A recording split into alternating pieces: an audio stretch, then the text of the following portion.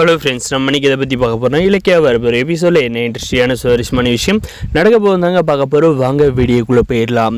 நம்முடைய இலக்கியாவும் கௌதம் பார்த்திங்கன்னா எப்படியாவது வந்து இந்த அஞ்சலியை வந்து சேர்த்து வச்சிடலாம் அப்படின்ட்டு பிளான் பண்ணாங்க. ஆனால் பார்த்திங்கன்னா இந்த அஞ்சலி வந்து சரியான வந்து கேடு கெட்டவளாக இருக்கா போல இருக்குது. நம்முடைய கார்த்திகிட்ட வந்து கெஞ்சுவான்னு பார்த்தாலும் நம்முடைய கார்த்திகும் பிரியா வந்து க்ளோஸாக இருக்கிறத பார்த்து இந்த அஞ்சலி வந்து ஓவராக வந்து பேச வந்து ஆரம்பித்ததோட நம்முடைய பிரியாவோட மண்டியை வந்து உடச்சதும் பார்த்தீங்கன்னா நம்முடைய கார்த்திக் பயங்கரமாக வந்து கோவம் வருது.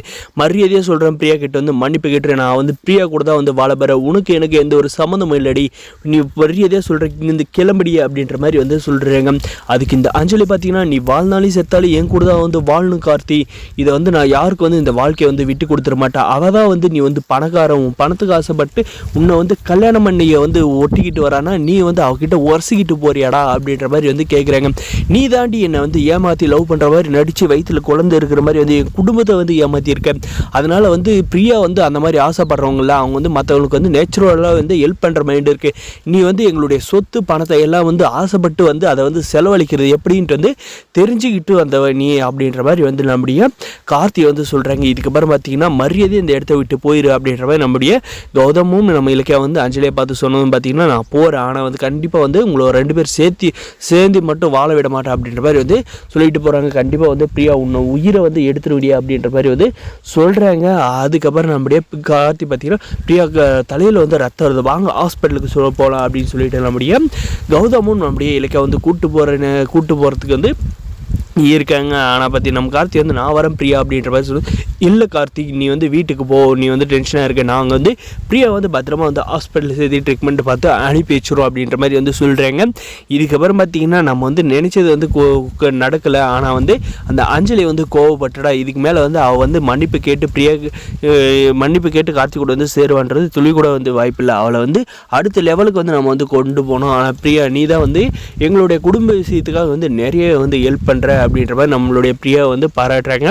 அதுக்கு நம்மளுடைய பிரியா பார்த்தீங்கன்னா இந்த மாதிரி ஒரு ராட்சசி காலத்தில் கார்த்தி வந்து எப்படி வந்து தாலி கட்டலாம் அப்படின்ற மாதிரி வந்து கேட்டதுக்கு அதெல்லாம் ஒரு பெரிய கதை, எங்கள் வீட்டிலே ஒரு ராட்சசி இருக்கா, அவளால் தான் வந்து இந்த காரியம் வந்து நடந்துச்சு அப்படின்ற மாதிரி நம்மளுடைய பிரியா கிட்ட இலக்கியா வந்து சொல்கிறாங்க.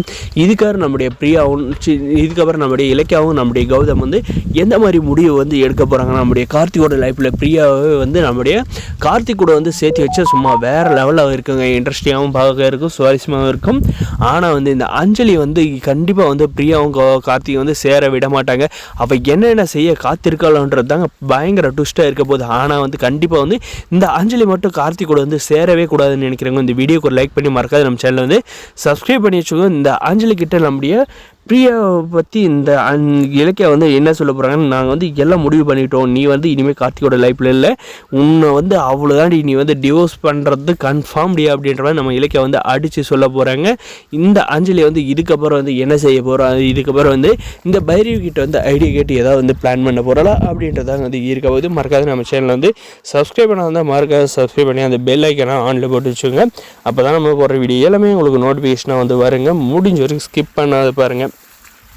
தொடர்ந்து நம்ம சேனலுக்கு வந்து ஆதரவு தாங்க. அந்த அஞ்சலி வந்து பிடிக்கல அப்படின்னு நினைக்கிறவங்க மறக்காத நம்ம வீடியோக்கு ஒரு லைக் பண்ணி நம்ம சேனலுக்கு வந்து தொடர்ந்து சப்போர்ட் பண்ணுங்கள்.